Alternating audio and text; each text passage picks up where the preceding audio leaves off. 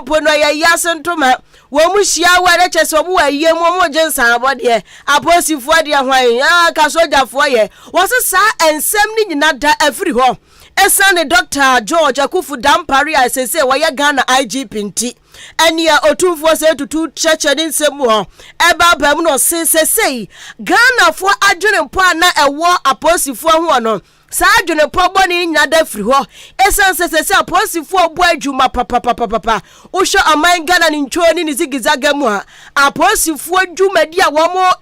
eje no kire se bambo sam ekwaso papa na bambo sam so kwaso na ampo aposifo din dada edin ana enye de no efiri ho no wa na otumfo to ho ya de wababo IGP abaso papa se enei wababa ye nsachira ya hodro na ya nyina de yani fili gadochi kawe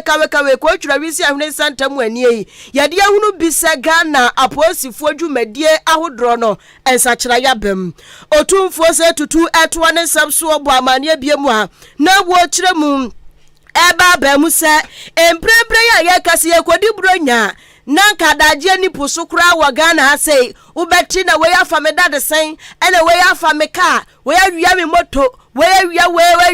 na nyina dayanti bi oburo nyabre mo siti true ene asante mantemu wono akasa nasum ene aposifo hye dade moto bikes bi bebo henya ewo empatemu asante mamu ntwo ene ni ntwa asemu nti ene obi se ni we ayira o mante hwe ene nti wasese ye di bro nya ne so awie na enioma de dam na kwaso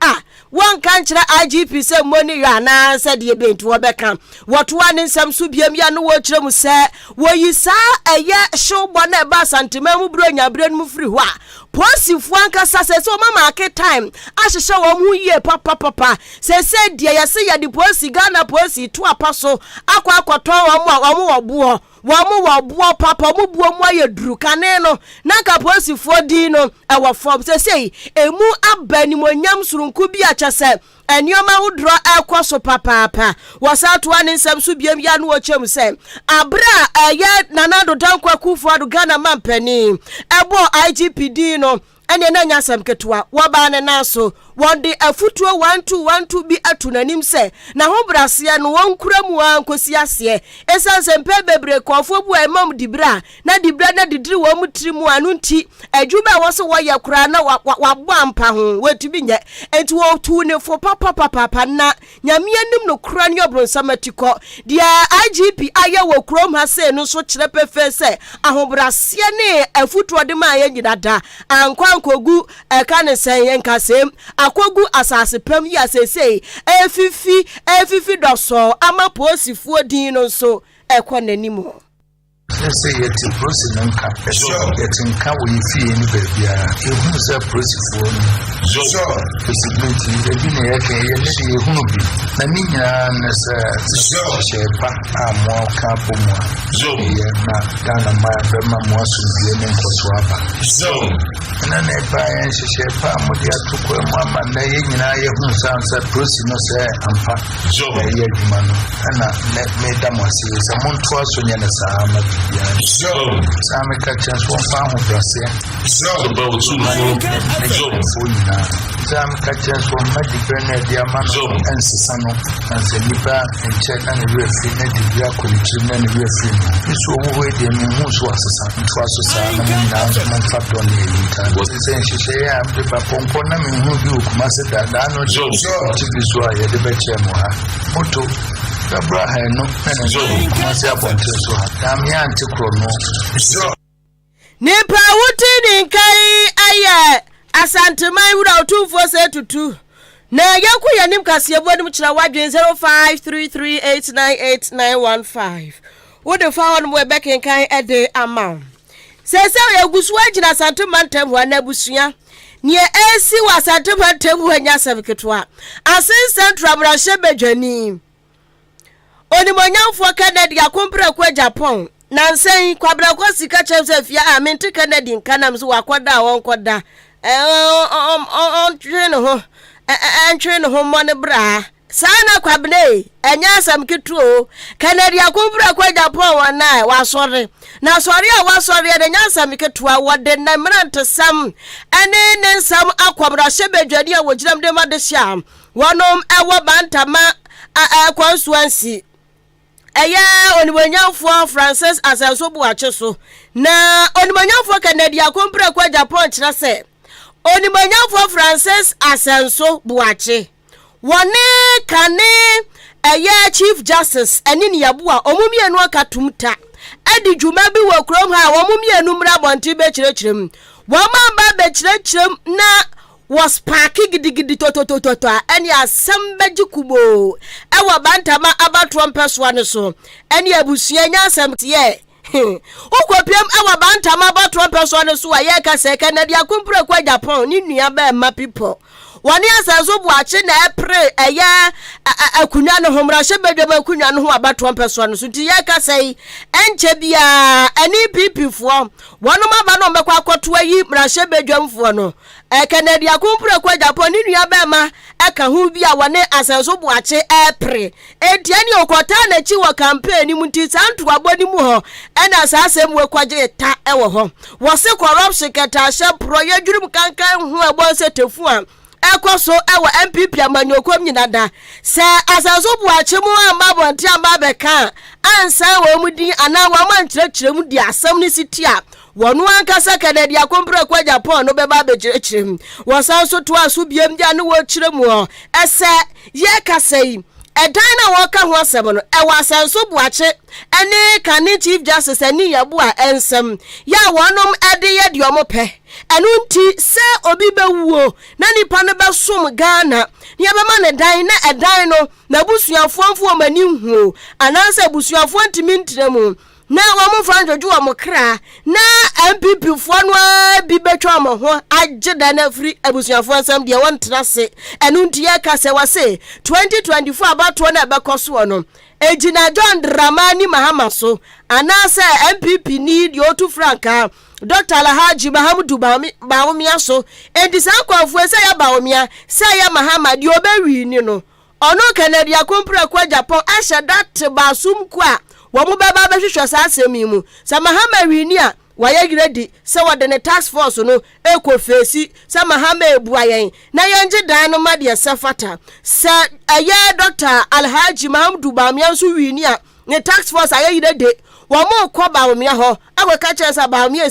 edan we akodi baby bone enti yanyi mfiri wo mo nsem na so mo akasa so amba bonti amba be kyerɛkyerɛ mu ade akɔba ya ne de ekosi ya kwonwan ye kosi baby ni nyina wo mama be kyerɛkyerɛ mu ono Kennedy o kan ho okrom ha obi ni masori kura watimi agunu na mo Asenso buache ne nafo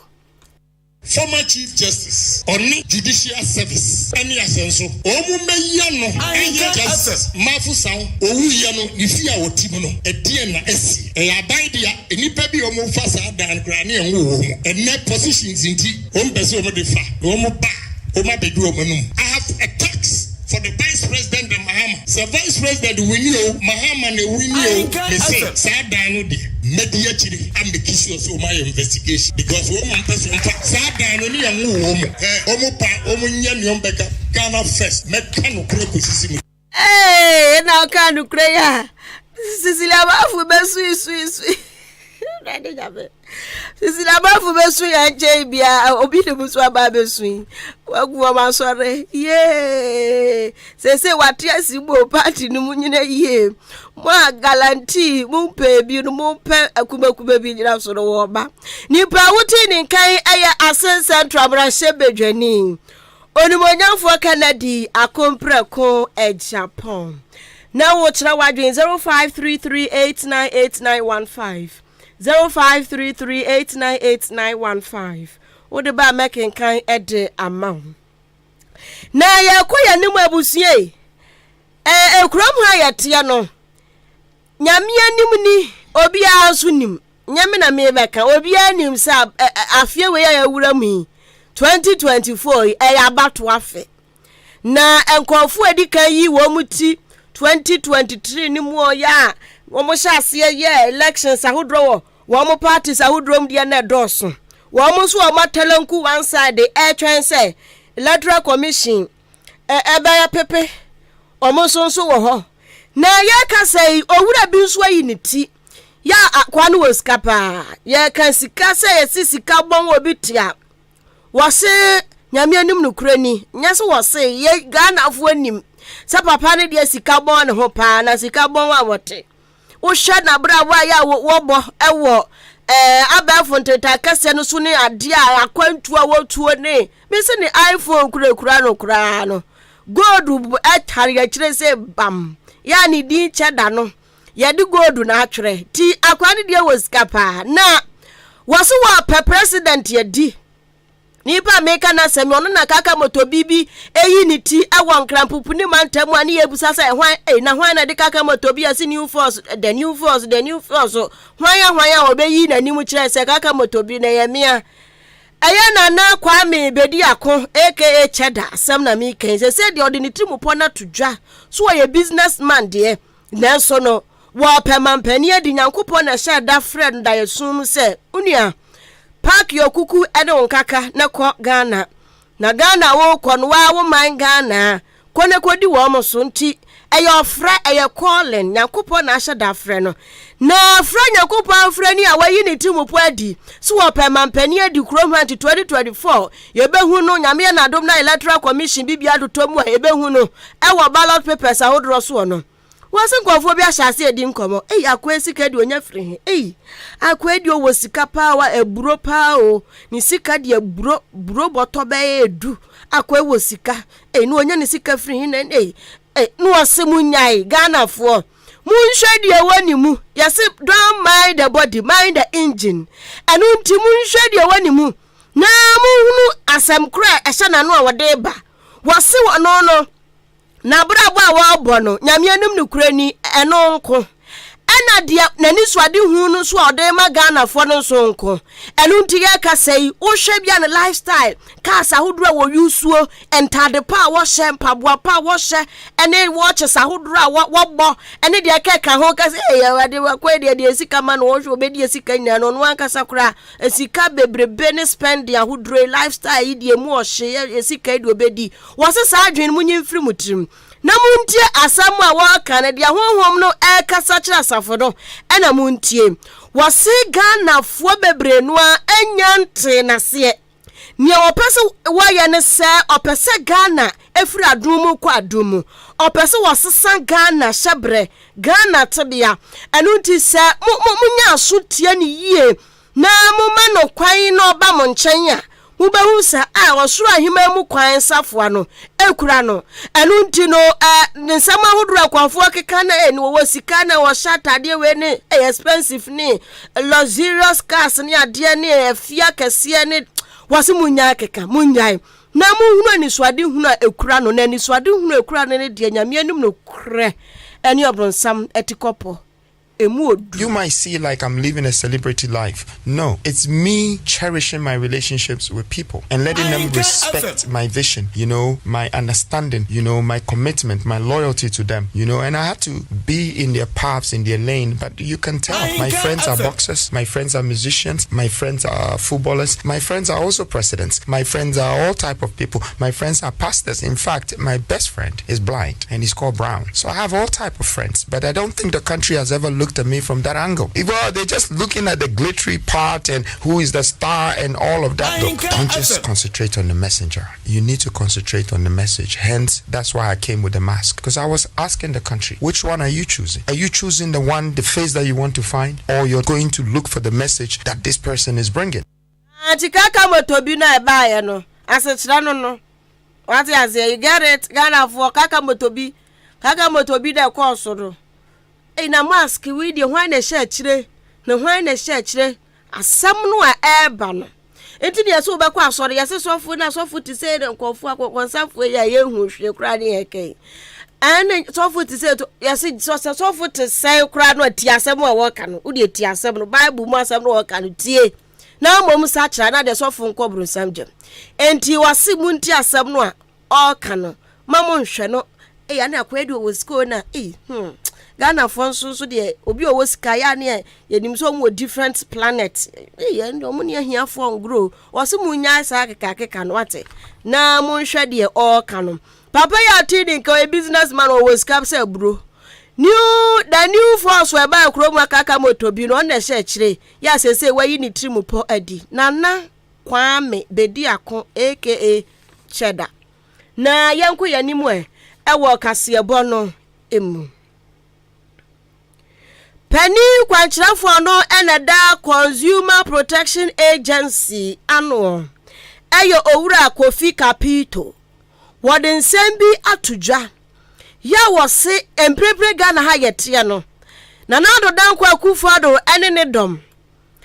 MPP fuei wonum epeso omu ya Ghana fo bi pa na sesi wankasa wutri ho ayibone enu nti Ghana fo hya se nkasa omutri ho ewom se Ghana fo bebre no na etia ekikam kaye se ye bre agefo wa hio nanso asentiamu no nya nduru Pilato anim enti muntiamu de mu odem pa na se yantiam krom hanom a eka ye de beba begu yeso ne eto ebu dambalesia ye de begu yeso no enya eto ketwa na owura Kofi Kapito echeche din se no se o ka ne sense ne sen wo ka kire Ghana fo se se ye ka sei ya senso ade eto afoforo bi ba abegu enyam hoden boso sa eto afoforo no edi begu so no ekadada na egu ho kura enyam hoden Ghana fo ye ntimi ntua ye sa de foforo ba ba keka ho dia ene ye say ye bewu enu nti on de wo se oka edi a kire na nado dan kwa kufuado ene na mamu obu emu nipa nyina da se wo mu hwe yie pa na enipa wo ya de na esi jai na wanya ya ejeta waso be ye hyehye wa batum enu nti no wo mu hwe na sa eto no mo san de ba no wo mu nyimfiri wo mo nka ho asam kra bio na timi aboa magana fo ho adwowa mo watu ane sam su bia no wo kyerem se ka wo hwe mu pa nka wo mo ese nkomu yusu enyamhoden a ene boa wo fom pa ye businesses ahodro jumaku ahodro nanso ene ede be na hu utwa wani kurukuru hwa Ghana hanom a kyese ejumaku ahodro anka wo mo boa efe nipa jumam omo boa ma yete unemployment nipa nya juma ye so no omu nyina da eto kesia ahwene aguso ebu jegejegejegejege egu omu so wo mu ntimi mpagya wo mu timpuro ma hwa urade enu nti ka abano hwa na ka businesses ahodro mpo no wo tetete nioma so ma wo mu na ka nyama hodi buo ya bafam akaye na wo ntimi amwa nipa no asa abre ni krom wo sa abre ni krom ka ho se businesses ahodro wo krom ha se kura no wo mo tempenten kwatia hasuo ansaro matua electricity bill na wasanso akwa page foforo sanso de ababa to wo mo so se de benti wo se wo hwa ye fie ahodro mo so kwanya businesses nkwa o ye fie ahodro mo kra so a wa wo hwa atimi se enipa no wantimi ntua bill no be na ba wa pepa so obetua wanti sika kudi babu wonye sika no de akotua etisani pedada no kura wontua yo o se mesade bua foforo sa ba beto so wo se ne ekoso wo krom ha se no mpanifo nhwe na wo mu enyimfiri honom na timi emwa nansenso behu ya se ahayadum no kapre kajo ya se yedum siesie enye dum so biom dum siesie wo se yedum siesie o se yedum so wo mu ntoto wo nioma yie na ntimi mboa ma Ghana fo asetena mu enkoyie wo se Ghana fo bebre no a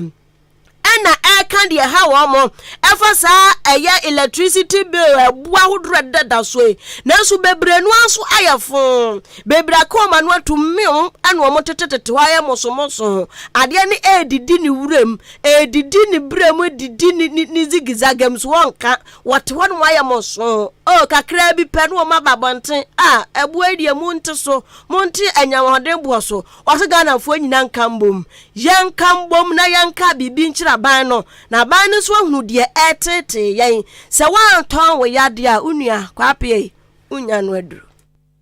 We currently have a flat rate VAT for some categories of businesses. So we could classify electricity as essential commodity and say, look, instead of the levies 6%, the VAT rate of 15%, let's come to a consensus and say, look, we can do 10% or whichever rate we want. So at least we can still accommodate the automatic adjustment. Otherwise, it's going to make the price of power so high in this country. And like VAT being regressive, the ordinary person is the one going to suffer. People will find means of avoiding it if they can. Nipa wutini nkai wano ana yepe nipa wada Consumer Protection Agency ano owura Kofi Kapito ene yese wantumi antwa no wakoye ayi illegal connection no apayirim no yusu na ayi bill na kasampo ma wo hwa no de abetwere ho omo de beto wanso omo sesa da na akwane kotua rade ne yaboafo wo kuro so mayamfa manfo adwenkyere embre we edene dia ba wo se nana akua okay Yalberry yo osi wodi Yalberry wodi free action esem se Kasiebo no edidem pa na wasi don't mind the body, mind the engine. Don't work on wasi don't we will mind the body. Oh okay. Wasi we will mind the body. Wasi wo mo be mind the body ni party. Akwanu wo ka say don't mind the body, mind the engine. No? Also, all engine don't work to the balance. Yo. Also, Ochiana na kuya berry. Yo. Na mamimfa we so adwenkyere embre wose wafa Kennedy. Wafa Kennedy asaka no abi o, aka no abia. Asembeba debi. Asembeba debi no se kire ma wonchia onibonyafo George Kwame Abuaje. AKA Oluwa MP Asane Manso across. Was it please delegate number 1 Montumo Oluwa Asanufo nyina enim baako pe the lion face oye mami fancy na yan sorry so na dwumadi ahodra aka embeto aso me producer ene awie eye kumiwa anukente sanso ena technician on duty ye Billyman dia obu aye dia call si Facebook abantu ode to YouTube Mauli ba kuna kan dia mintime mmo na ni nkruma na pay timi mmo eti Mauli no dia call YouTube abe fontenta kese ne so mi ameso meje breaking kai Kasiebo edima wo meeting efia ampofo wa Kasiebo no esi misi achia mope me mamumo ne